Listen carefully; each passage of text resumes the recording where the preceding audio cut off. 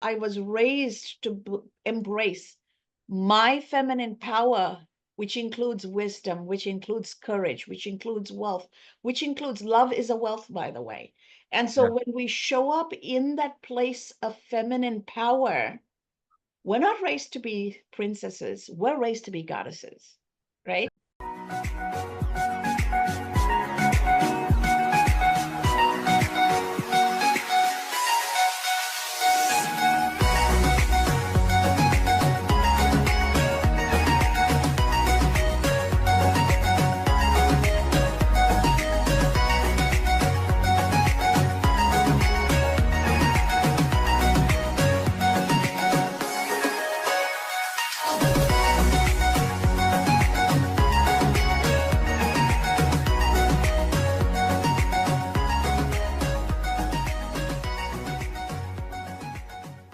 And that's a wonderful question to ponder, right? How Yeah. do I return to the source of my power? Yeah. And Women's History Month is coming, March. And technically, there is no history without women. There You have is to none. go down, you have to go to seahorse from an evolution perspective for the male to have a baby, right? Beyond that, it's women that procreate. And Cass, just for the fun of it, it must have been a man who said that was a male seahorse and not a female seahorse. That's all I gotta say. That's all I gotta say. I'm just saying. Belize is surrounded by seahorses. They're kind of cute. They're very tiny too. But how can we, as a society, model for young girls Mm.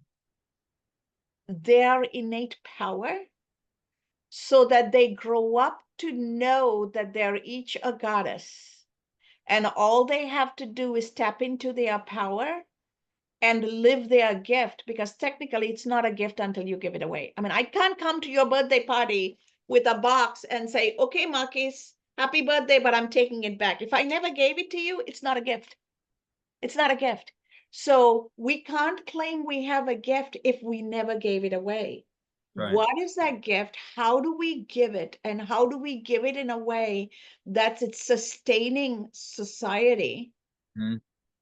And in that process, how do I own my power?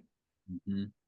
How do we do that for girls? And it's going to take both the masculine energy and the feminine energy side by side to instill that.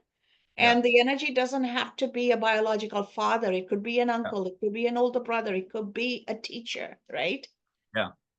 I think, Kaz, I think it really the awareness in the adults cultivating that every time and any time we're in the presence of children or anyone else for that matter, right? I think it takes the individual knowing themselves so that they can see the God in the child, so they can see the spirit in the child. And Mhm. in, and speak to that, not the behavior. Mhm. And in speaking to that, ask questions to that, not the behavior. Mhm. And I think that reorients how we move.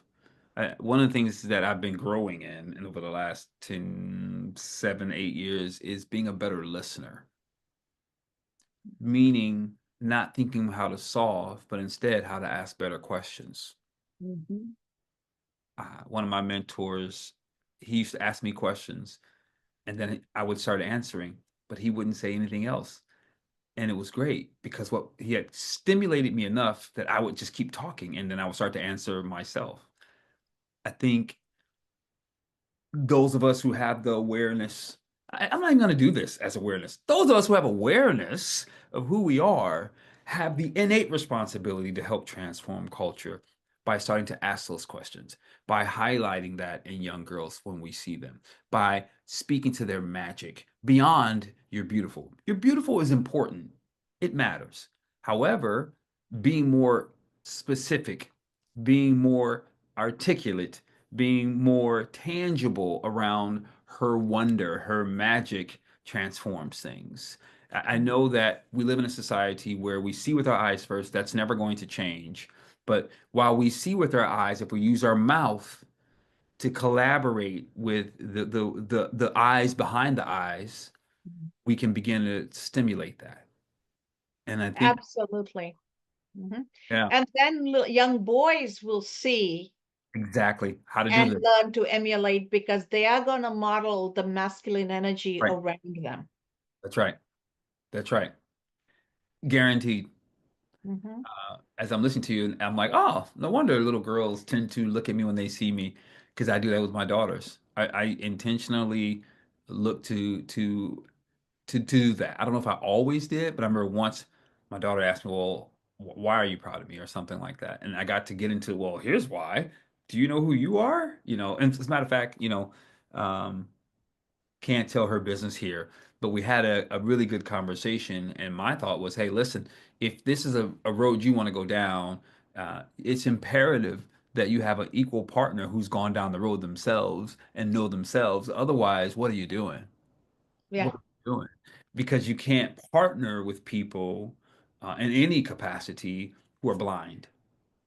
It'll be pulling teeth. It'll be fight. It'll be it can be done, but it's going to be a lot more difficult versus the blood or covenant connection where it's like, hey, I may not understand, but because we're connected, I'm going to at least seek to understand while still holding my own space and grow with you. Yes. Hmm. Yes. And I love how you are using that to model it for your daughters because you're showing them this is what a supportive masculine energy that is protective is going to look like Yeah. so that when they choose their life partners, they're going to choose that way, right? And it is so important. Research shows that boys pick partners who remind them of their mothers, and girls pick partners who remind them of their fathers, good, bad, or indifferent, because Mhm. that's where the comfort is, that's where Yeah. the familiarity is. Yeah.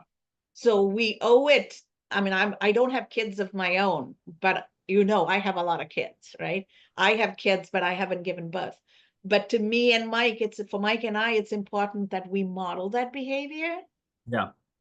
because when they spend time with us, we want them to feel the power. Yeah. Spend 10 minutes with us, and it's impossible not to feel that power. Right. And we're not serious people. Mike and I are kind Oh, of yeah. laid back. Yeah. We're funny. We're hilarious, if I can say so. We're a laugh a True. minute.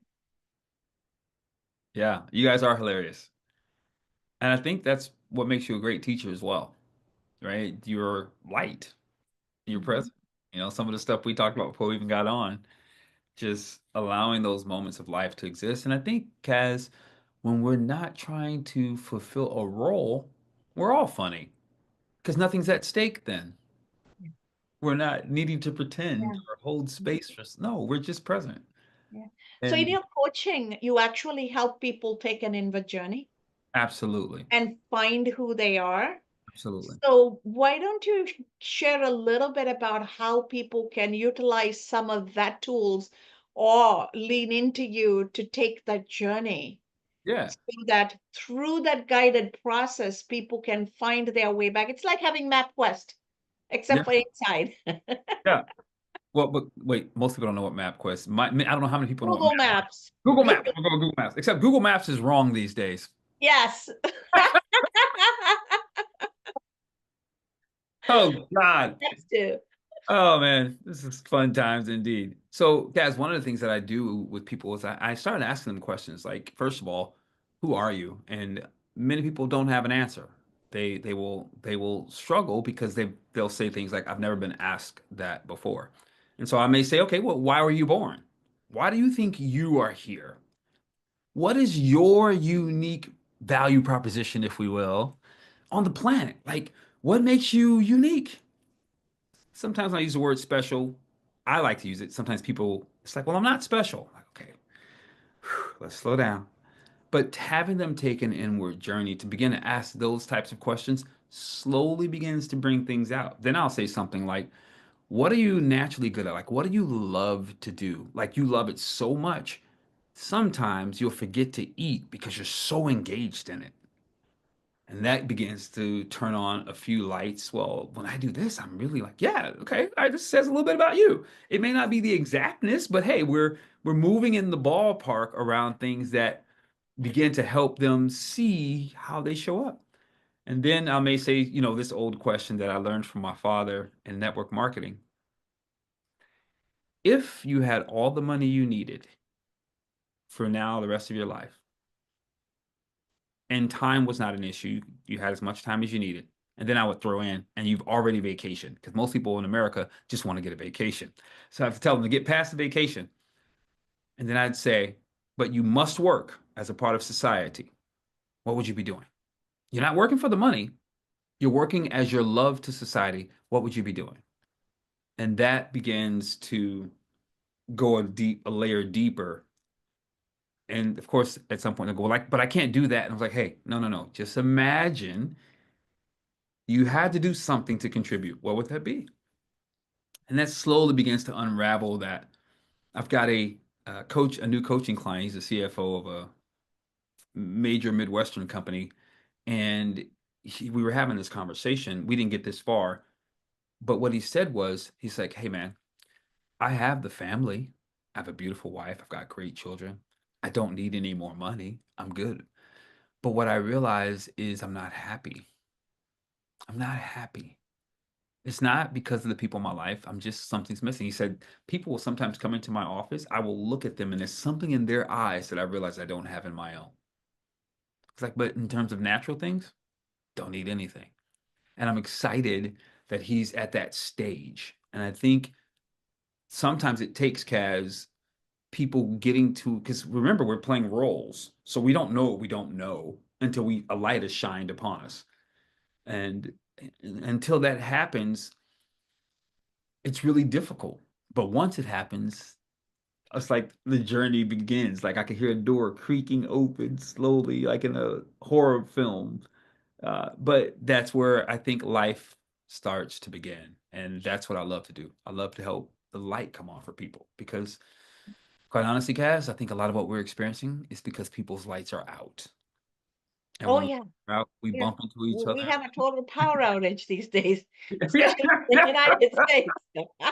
Literally, we are off our rocker in the most dangerous ways uh, imaginable. And you know, I'm gonna say one more thing that's really interesting. No, I won't because I need to read some more science. There's something I was reading about in science around melanin and what happens as it leaves the body and what it does to our brain and how we disintegrate mentally, literally. Like it's a scientific thing. It's not something I'm making up. And how it's really probably not why it's probably, you know, what is the nation that has the young leader? Is it Burkina Faso. Burkina Faso? Yes, but no, I'm thinking more east. They're only You're 70, talking Bhutan. they're 60, 70 years old, near New Zealand. Um, Singapore. Is it Singapore? Oh, Singapore was a slum that got its independence. It's a manufactured green zone. Actually, Sri Lankan Tamils helped Singapore get its independence, and our language, Tamil, is one of the three national languages in Singapore. That's so cool. And they're also the one that has the leadership with women and men of all different ethnic backgrounds. Is that the Yes, country? yes. Yeah, And housing is all interracial. yeah, People are neighbors. yeah, yeah, uh, And there is incentive for walking yeah, to living with nature. yeah, And trash is collected and incinerated yeah, every day to power yeah. the country. Yeah. I have a friend that I met when I was in Lisbon. She's from there.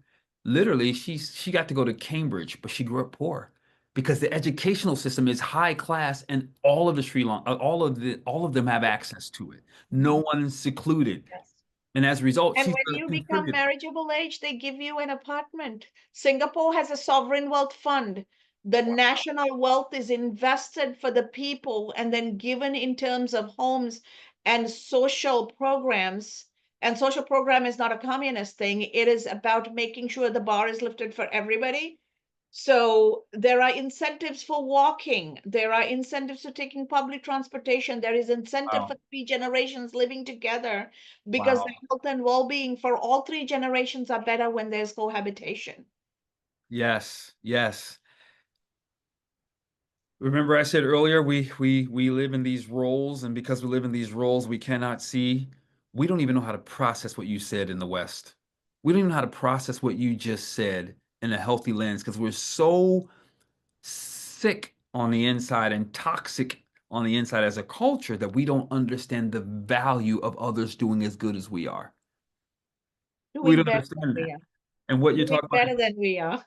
yeah, right, yeah, right. And in Singapore, now Singaporeans get to be productive around the world because they're coming from a safe base of development and nurture and care with high expectation, high access. Of course they'll be successful. Of course they'll last. Yes.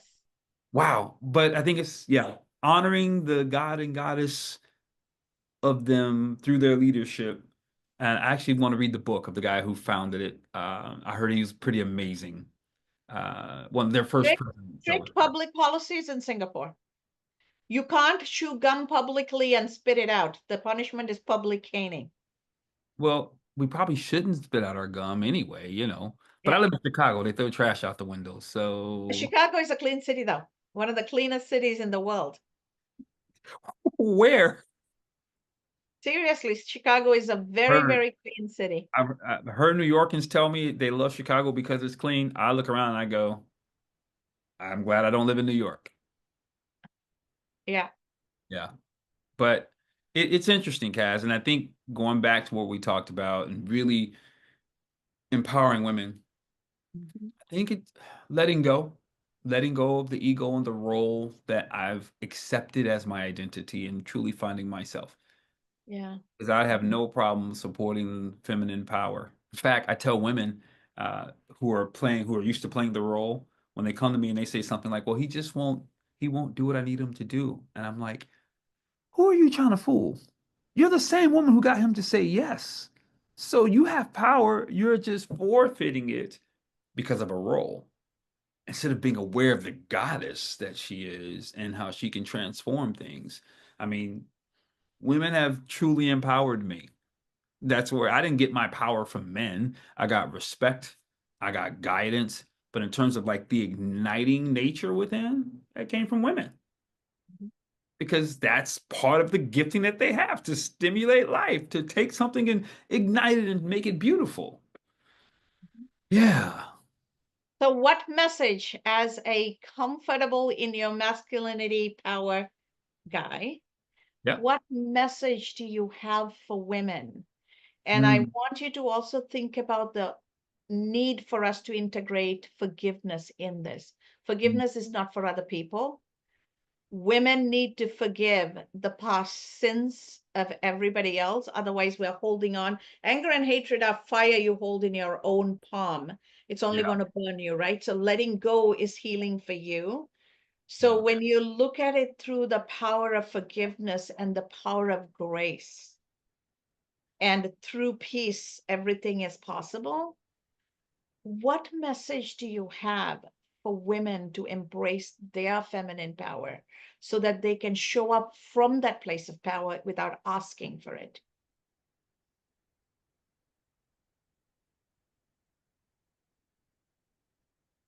Just the way you worded that question is powerful, to be able to show up in it without asking for it.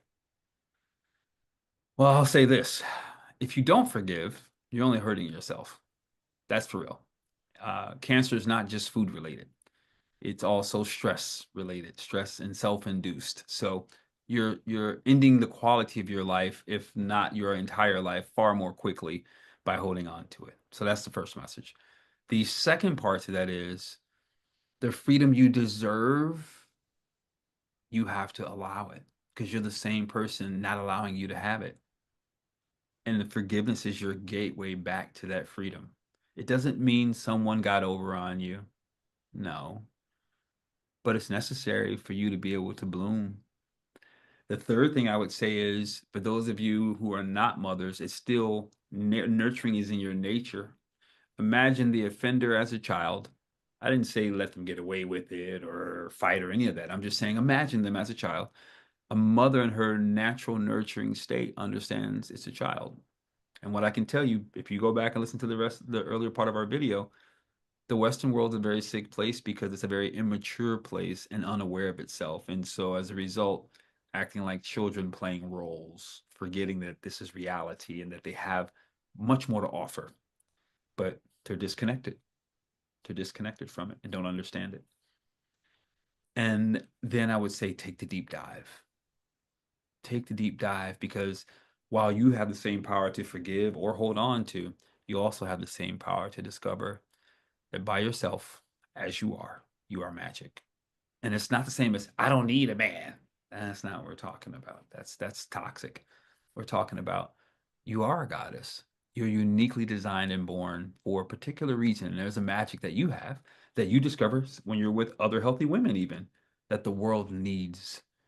That the world needs. We need you to help us heal because we are off our rocker.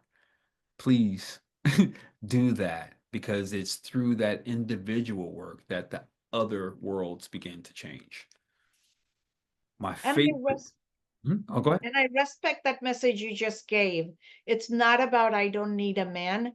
The feminine energy can show up and be in its power when it's protected and supported by the masculine energy. And the masculine energy can show up in its protective nature when it has the feminine to nurture, right? And so this is truly the cosmic creation, Mhm. and denying one part for the sake of another doesn't make any sense. We all lose. Yeah. We literally, we literally, my favorite term is interdependent. We need one another. That's what it is. We need one another to be better at who we are. Mhm.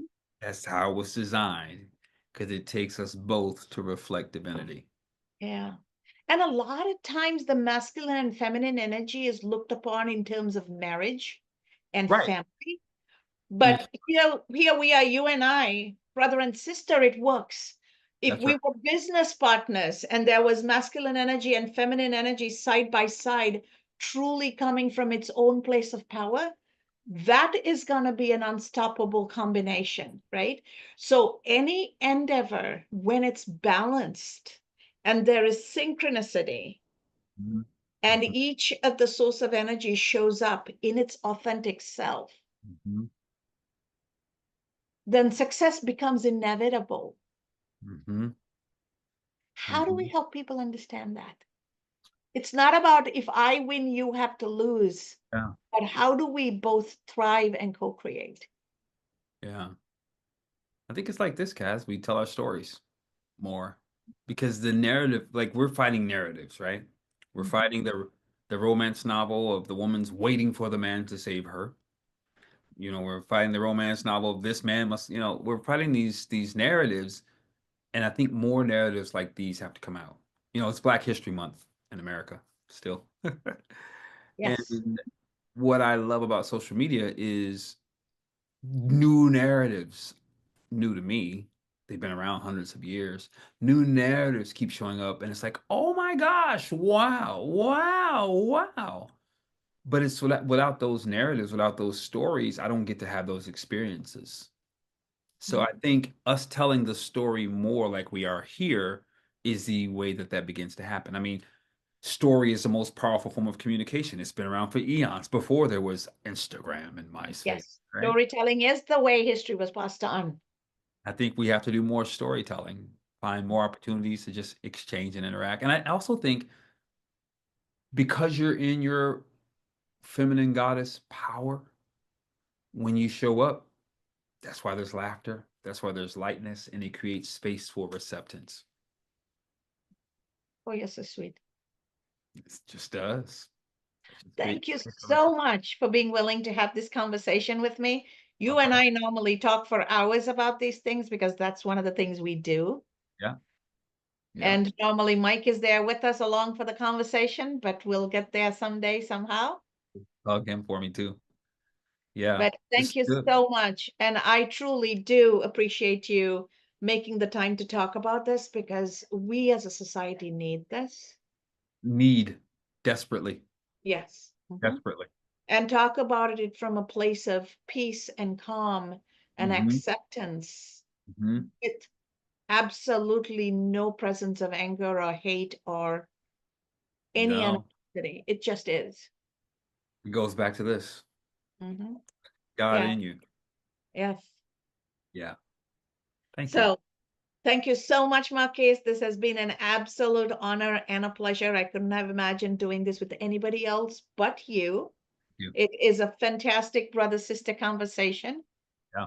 And to our audience out there, this is a two-part episode, so tune into both of them and listen to both of them, because our intention here is for everybody to see that we can come from two parts of the world, from two traditions, from Mm. two different languages, religions, culture, ethnicity, all of it.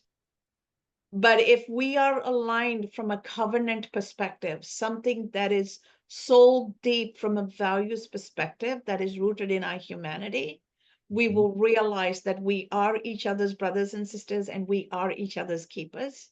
Yeah. And our success for our future lies in our ability to see that. So I'm going to give you the last word, Marquise. Go ahead. I love you. And I'm glad to be in partnership. Glad to be in blood covenant. That's all I got. Thank you. Thank you so much, Marquise. And to our audience, go out there and live your power. Please. And don't let anybody snuff that out, because it's yours.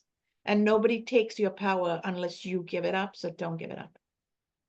And we're all better for it. So show up.